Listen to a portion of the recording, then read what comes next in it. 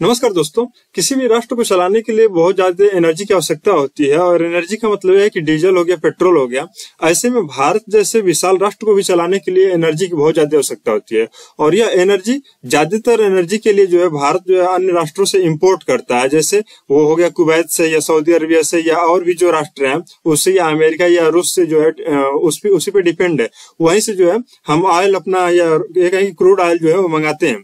लेकिन अभी कुछ दिन पहले भारत के एक राज्य जिसका नाम है उत्तर प्रदेश, उस उत्तर प्रदेश में एक जिला है जिसका नाम है बलिया। उस बलिया में एक कच्चे तेल का भंडार ढूंढा गया है और ऐसे में उम्मीद लगाई जा रही है कि जो भारत का डिपेंडेंसी अन्य राष्ट्रों पे है उसमें अब थोड़ी कमी आएगी। ठीक है, तो आज इस वीडियो में जानने का प्रयास करेंगे कि कच्चे तेल के भंडार से क्या फायदे होंगे राष्ट्र में और भारत के लिए, राष्ट्र के लिए। और उसके साथ ही साथ थोड़ा ये भी जानने का प्रयास करेंगे कि बलिया के बारे में, कि बलिया के इतिहास क्या रहा है। ठीक है, आइए थोड़ा देखते हैं। लिखा यहाँ पर, Uttar Pradesh hits a jackpot and crude oil discovered in Ballia, ONGC begins drilling more wells across 300 kilometre oil belt. तो आज इसके बारे में पूरा देखने का प्रयास करेंगे। जैसे यहाँ पर देखिए, इस मैप में ये उत्तर प्रदेश का मैप है और इस उत्तर प्रदेश के मैप में जो उत्तर प्रदेश के मैप का जो सबसे पूर्वी डिस्ट्रिक्ट कहा जाता है वो बलिया है। वो कौन सा डिस्ट्रिक्ट है? वो बलिया है। और बलिया डिस्ट्रिक्ट जो है वो बिहार से अलग होता है। ये गंगा नदी इसके साइड से होकर के गुजरती है और बिहार और जो उत्तर प्रदेश के बीच में जो है यहाँ पर गंगा रिवर है और इस गंगा रिवर के द्वारा ही जो है अलग होता है। और ये बलिया डिस्ट्रिक्ट है और इस बलिया डिस्ट्रिक्ट में ही जो है इस चीज को ढूंढा गया। ठीक, तो आइए इसी के बारे में देखते हैं। और बलिया जो विख्यात है वो चित्तू पांडे जी के लिए विख्यात है। चित्तू पांडे जी के लिए विख्यात है। तो इनके बारे में थोड़ा देखते हैं कि चित्तू पांडे जी कौन थे और बलिया क्यों इनके लिए फेमस है।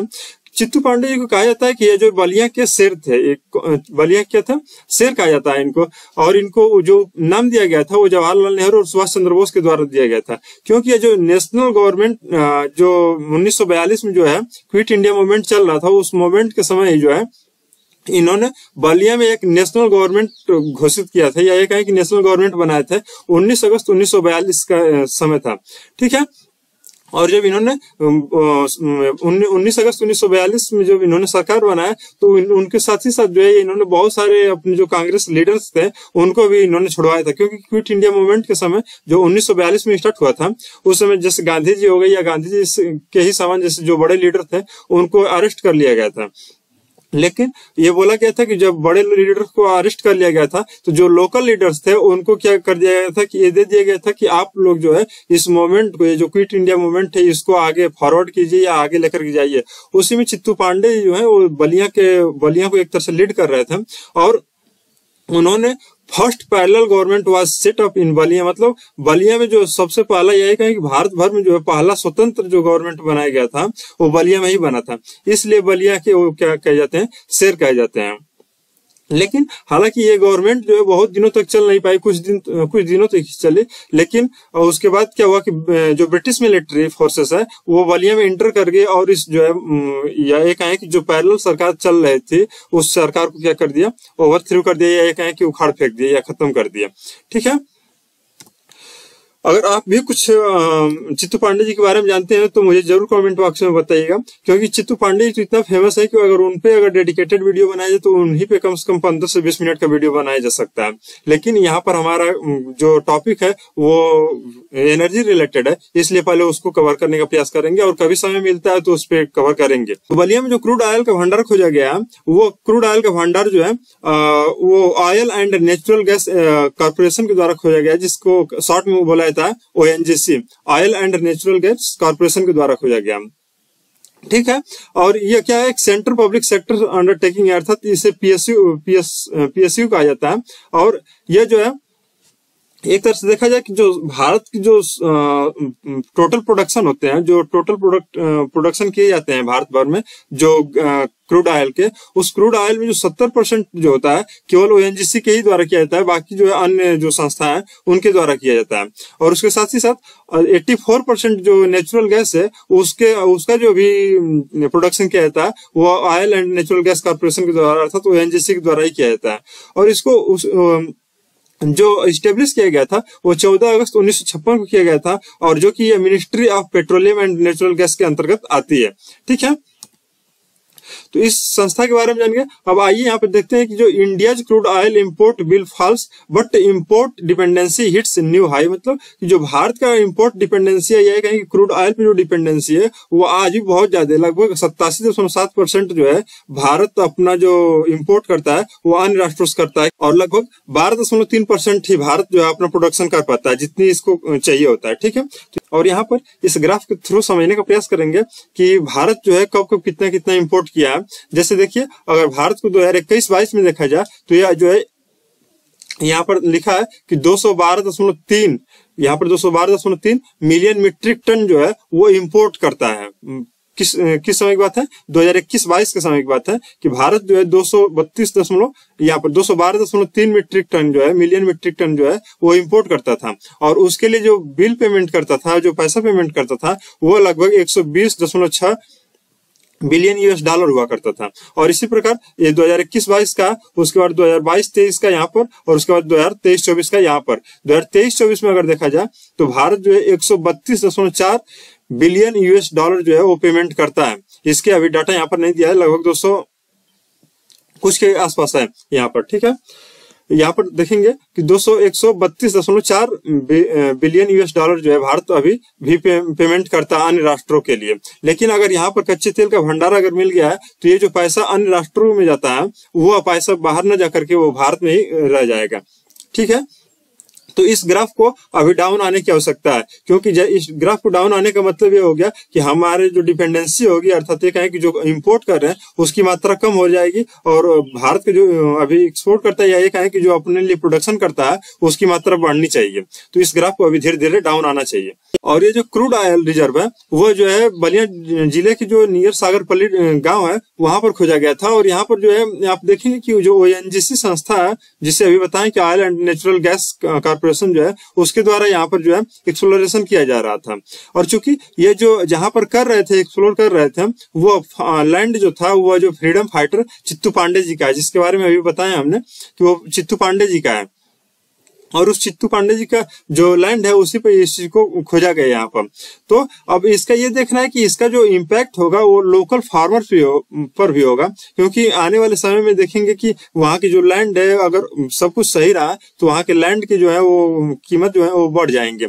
If successful additional wells will be drilled, इसका मतलब है कि अगर जो चीजें की जा रही है, तो अभी ये बता दें कि अभी तक की स्थिति है कि ONGC ने एक क्लियर किया है कि यहाँ पर जो ऑयल भंडार है, क्योंकि इस न्यूज को मैं 2 महीने पहले से ही देख रहा हूँ, और 2 महीने पहले से ये देख रहा हूँ कि यहाँ पर किया जा रहा है, लेकिन अभी ONGC इस चीज को डिक्लेयर नहीं किया था, अभी स्टार्टिंग ही किया था। लेकिन 2 दिन पहले इस चीज को डिक्लेयर कर दिया गया है कि ONGC के द्वारा कि ये जो है यहाँ पर जो क्रूड ऑयल है उसके रिजर्व हैं। ठीक है, तो अगर ये रिजर्व, ये क्रूड ऑयल के रिजर्व अगर सही में पाया गया और अच्छे से मतलब वो वायबल भी रहे, तो यहाँ पर additional wells will be drill, और भी ज्यादा कुएं, जैसे ऐसे ही कुएं को और भी खोदा जाएगा eight other identified locations with in the 300 kilometre crude oil belt. इसका मतलब है कि जो सागरपल्ली डिस्ट्रिक्ट, जो सागरपल्ली विलेज है ये बलिया का, यहाँ से लेकर के फाफा मऊ तक जो 300 किलोमीटर लंबा बेल्ट एक है, इस 300 किलोमीटर लंबे बेल्ट के आसपास में जो है और भी जगह पे जो है ऐसे कुएं खोदे जाएंगे। तो जो ONGC है ये लगभग 300 किलोमीटर का एक रेंज बनाई है, और उस रेंज में ही खोजा जाएगा। और अगर यहाँ पर सफल होते हैं तो हो सकता है कि इसको बिहार के साइड में थोड़ा और भी बढ़ करके ड्रिलिंग की जाए, और या तो फिर जैसे यहाँ पर बनारस हो गया, गाजीपुर हो गया, और उसके साथ साथ प्रयागराज में जो फफम हुआ है, ठीक है, वहां तक ड्रिलिंग करेंगे ये लोग। ठीक है, भारत के पास जो वर्तमान में क्रूड ऑयल रिजर्व है वो लगभग 587.33 मिलियन मीट्रिक टन है। अभी जो एस्टिमेटेड भारत के पास जो क्रूड ऑयल के रिजर्व है, जो बताए जाते हैं कि वो लगभग 587.335 मिलियन मीट्रिक टन है, और ये अप्रैल 2021 के डाटा के अनुसार है। और मैक्सिमम उसमें भी देखेंगे तो जो वेस्टर्न ऑफशोर रीजन है, वेस्टर्न ऑफशोर रीजन का मतलब कि जो गुजरात वाले क्षेत्र हैं और जो महाराष्ट्र वाला क्षेत्र है, उसके जो अंदर समुद्र के एरिया में है उसको ऑफशोर रीजन्स में है, और उसके साथ ही साथ जो आसाम और गुजरात वाला क्षेत्र है वहां पर भी पाए जाते हैं। ठीक है, ये चीज जो अभी हम बता रहे थे कि 2 महीने पहले से हम इस चीज को कर रहे हैं, तो यहाँ पर लिखा है कि आफ्टर 3 मंथ सर्वे, मतलब जो ONGC है उन्होंने 3 महीने तक लगातार सर्वे किया, और सर्वे करने के बाद जो गंगा बेसिन है, उस गंगा बेसिन में जो है आप देखेंगे कि ये चीजें पाई गई हैं। और गंगा बेसिन ने, और इस चीज को ओएनजीसी ने कंफर्म किया, और ये कंफर्म करने के बाद ही हम वीडियो बना रहे हैं, क्योंकि अभी जब तक कंफर्म नहीं था तब तक हम नहीं बनाने का प्रयास कर रहे थे। ठीक है। और ये देखा गया कि जो क्रूड ऑयल है और उसकी डेप्थ जो है वो लगभग 3000 मीटर तक है। इसका 3000 मीटर का मतलब ये हो गया कि लगभग 3 किलोमीटर नीचे तक है, वहां पर उस रिजर्व को पाया गया। ठीक है। जो चित्तू पांडे हैं, उनके जो रिनाउंड फ्रीडम फाइटर हैं, उन्हीं की जो एक फैमिली है, उस फैमिली के जो लैंड है उसी पे पाया गया। और यह जो ओएनजीसी है, वो जो चित्तू पांडे की जो फैमिली है, उनसे वो लगभग 6.5 एकड़ की एक जमीन है। उस 6.5 एकड़ की जमीन को जो है वो 3 साल के लिए जो है लीज पे ली है, उस लीज पे लिए। और लगभग हर साल जो है उस फैमिली को 10 लाख रुपए जो है पर ईयर जो है वो पेमेंट करेगी। उस 6.5 एकड़ की जमीन के लिए ये जो है 10 लाख रुपए लगभग पेमेंट करेगी। और drilling efforts are already underway and requiring 2500 litres of water daily. मतलब ये है कि जो डेली यहाँ पर जो वाटर लग रहा है, जो ड्रिलिंग करते हैं, जैसे आप लोग कभी कभी देखे होंगे कि जो मशीन, बड़ी वाली मशीन लगती है, तो उसमें भी ड्रिलिंग करने के लिए जो पानी की आवश्यकता पड़ती है, तो ऐसे ही ड्रिलिंग किया जा रहा है। और ऐसे ड्रिलिंग करने के लिए पर डे जो है इसको 25,000 लीटर पानी की आवश्यकता पड़ रही है। Are expected to conclude by April 2025। इसका मतलब है कि जो अभी चल रहा है ड्रिलिंग, और इस चीज को क्लियर कर दिया गया कि है, लेकिन अभी उसको कंक्लूड होने में, या ये कहें कि जो फाइनल होने में अभी अप्रैल लास्ट तक इस चीज को देखा जा सकता है। ठीक है। यहाँ पर देखेंगे कि जैसे ऑफशोर और ऑनशोर क्या होते हैं। ऑफशोर का मतलब ये होता है कि जैसे ये हमारा मेन लैंड हो गया, इंडिया का मेन लैंड हो गया, इस मेन लैंड से जो अंदर की साइड अभी जाते हैं, जब समुद्र में जाते हैं, तो समुद्र में भी जो है हम जाकर के अपना जो ये ऐसा कुछ बनाते हैं जहाँ पे ड्रिल कर सकते हैं। जहाँ पे अगर पता चलता है कि क्रूड ऑयल है तो वहां पर ड्रिलिंग स्टार्ट करते हैं, तो उसको ऑफशोर रीजन कहा जाता है। और जो अगर लैंड पे पाए जाते हैं उनको ऑनशोर रीजन कहा जाता है। जैसे ये सारी चीजें हैं तो इनको ऑनशोर, जैसे अगर यहाँ पर जो असम वाला क्षेत्र है, तो असम वाला अगर गुवाहाटी वाले क्षेत्र में कहीं मिला, या यहाँ पर जो है कोई और जो डिगबोई वाला क्षेत्र है, यहाँ पर अगर मिलता है तो इसको बोलेंगे कि ऑनशोर रीजन। लेकिन अगर वही समुद्र वाले क्षेत्र में अगर मिलता है तो इसको ऑफशोर रीजन कहा जाता है। ठीक है। लेकिन अगर ये देखना हो कि impact on local farmers and land acquisition, अगर ऐसा होता है, यहाँ पर अगर फाइनली निकालना स्टार्ट हो जाता है, तो उसका लोकल फार्मर्स जो है या जो लैंड एक्विजिशन होगा उस पर क्या इम्पैक्ट पड़ेगा। क्योंकि अगर यहाँ पर कॉमर्शियल वाइबल होगा, वाइबल का मतलब यह है कि अगर वो बहुत ज्यादा पैसा न लगा करके अगर आसानी से प्राप्त किया जा रहा है तो ही तो उसको किया जा सकता है। लेकिन अगर बहुत ज्यादा पैसा लगाने के बाद भी अगर मात्रा उसकी कम प्राप्त हो रही है तो वायबल होगा नहीं। ठीक है। तो वही चीज कहा जा रहा है कि और ओएनजीसी में acquire more land at higher prices. लेकिन जो लोकल वहां पर होंगे, तो अगर एक वहां पे कुआं अगर सफल हो गया तो पास के और भी जो लैंड होंगे उनको भी एक्वायर किया जाएगा, ओएनजीसी के द्वारा एक्वायर किया जाएगा। और इससे जो फार्मर्स होंगे उनको हाई प्राइसेस मिलेंगे। ठीक है। जैसे अपने यहाँ से, जैसे हमारे यहाँ से पूर्वांचल एक्सप्रेसवे गुजरा है, तो पूर्वांचल एक्सप्रेसवे के आसपास की जो जमीनें हैं उनके जो है मालियत बढ़ गए। तो इसी प्रकार से अगर वहां पर जो एनजीसी का जो ये प्रोजेक्ट है अगर वो सफल रहता है तो जाहिर सी बात है कि उसके आसपास के जो लैंड होंगे उनकी कीमत धीरे धीरे बढ़ना शुरू हो जाएंगे। तो वही जो एनजीसी का है कि उस चीज को हम और भी जमीनें जो है एक्वायर करेंगे और उनको जो हायर प्राइस पे एक्वायर करेंगे। यहाँ पे जो नील पांडे हैं, जो इनके डिसेंडेंट हैं, जो इनके वंशज हैं, उन्होंने इस चीज को कंफर्म किया कि ओएनजीसी 3 ईयर लीज, मतलब 3 ईयर के लिए उनका एग्रीमेंट हुआ है। और हो सकता है कि आने वाले समय में अगर सब कुछ सही रहा तो 1 ईयर एक्सटेंशन किया जाएगा, मतलब 1 साल के लिए और भी एक्सटेंशन किया जाएगा। कहें कि जो discovery could transfer the region's economy, ये क्या क्या करेगा, जो इसके बलिया के साथ साथ जो और भी डिस्ट्रिक्ट सटे हुए हैं, जैसे बलिया से सटा हुआ डिस्ट्रिक्ट अगर देखा जाए तो मऊ है, इसके साथ ही साथ जो गाजीपुर है, ये सारे डिस्ट्रिक्ट और उसके आसपास के और भी जो डिस्ट्रिक्ट हैं उन पे भी इसका बहुत बड़ा इम्पैक्ट पड़ने वाला है।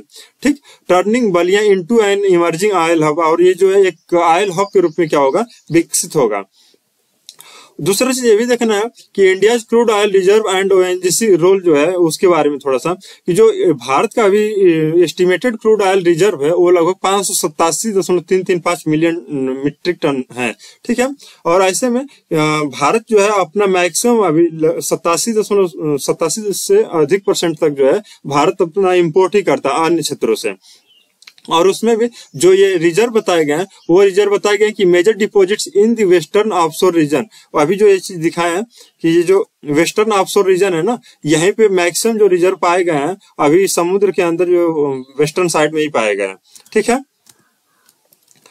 यहाँ पर देखेंगे ऑफशोर रीजन, और उसके साथ ही साथ जो आसाम है एंड गुजरात है वहां पर भी पाए गए हैं। ओएनजीसी इस्टेब्लिश्ड इन 1956, और ओएनजीसी जो है जिसकी स्थापना 1956 में हुई थी, has led India's oil exploration efforts making की discoveries such as Mumbai high India's largest oil field. और जो मुंबई हाई है यहाँ पर, और यहाँ पर देखेंगे कि जो मुंबई हाई है ये जो ऑफशोर रीजन वाला क्षेत्र है, और इस ऑफशोर रीजन वाले क्षेत्र में जो है इसको बोल रहा है कि ये क्या है कि Mumbai high India's largest oil field है, वहां पर ज्यादा से ज्यादा ये ऑयल रिजर्व पाए जाते हैं।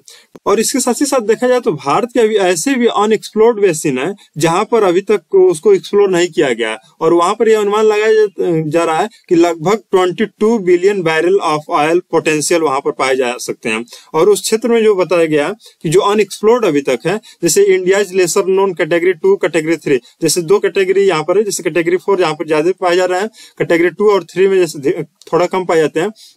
तो उसमें कहा जा रहा है कि वहां पर भी पाए जाते हैं लेकिन उसको अनएक्सप्लोर्ड है, मतलब एक्सप्लोर अभी नहीं किया गया है। जैसे महानदी हो गया, अंडमान सी हो गया, बंगाल हो गया एंड केरला कोंकण जो तट है उसके वहां पर बताया गया कि ये चीजें अनएक्सप्लोर्ड है। और यहाँ पर ये अनुमान लगाया जा रहा है कि लगभग 22 बिलियन बैरल जो होगा वो वहां पर क्या है, अनुमानता है वहां पर रिजर्व है।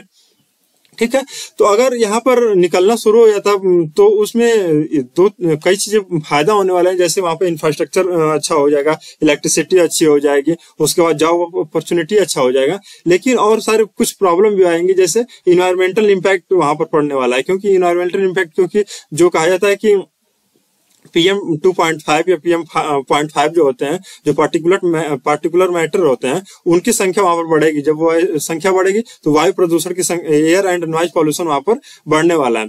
और रिड्यूस इंपोर्ट डिपेंडेंसी, लेकिन ये जब यहाँ से मतलब ये कहें कि अगर यहाँ पर जो उत्पादन हो जाता है, अगर प्रोडक्शन स्टार्ट हो जाता है, तो जो भारत का अभी डिपेंडेंसी 87% है, उस 87% को कम किया जा सकता है। ठीक है, आप इस बारे में क्या सोचते हैं मुझे कमेंट बॉक्स में जरूर बताइएगा, और कुछ अच्छा बलिया के बारे में जरूर लिखिएगा। और बलिया में एक कहावत बहुत ज्यादा फेमस है कि वीरों की धरती जवानों का देश, अली बगिया उत्तर प्रदेश। तो आप इसके बारे में जरूर कुछ लिखिएगा। बहुत बहुत धन्यवाद आप लोगों को।